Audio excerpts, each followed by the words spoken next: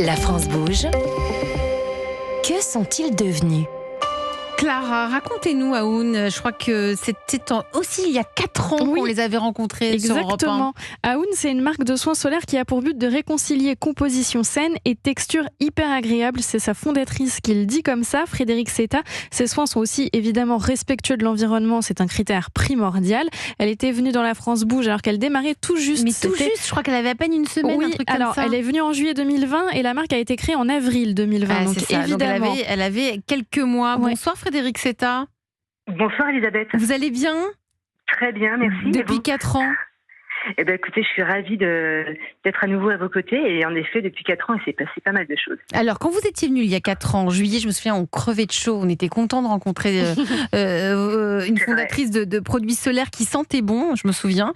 Vous n'aviez qu'un seul produit à l'époque, un lait solaire protection 50. Aujourd'hui. Exactement. J'ai commencé vraiment en monoproduit avec un lait solaire SPF 50 corps et visage.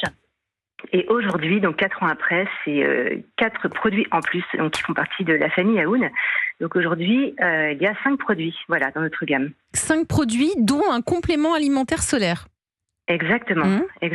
Tout à fait. Et rappelez-nous ce que signifie Aoun, A-U accent grave N. Aoun, c'est encore et toujours en espagnol. Encore et toujours en espagnol. Et puis, en espagnol. Excellente nouvelle, en 4 ans, vous êtes devenu rentable. Oui, tout à fait. En fait, on avance doucement, mais sûrement.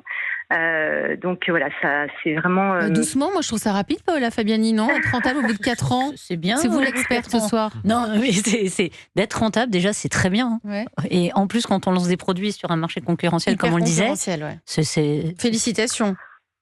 Oui, voilà. Après, le but vraiment, c'est d'y aller progressivement et en bon père de famille.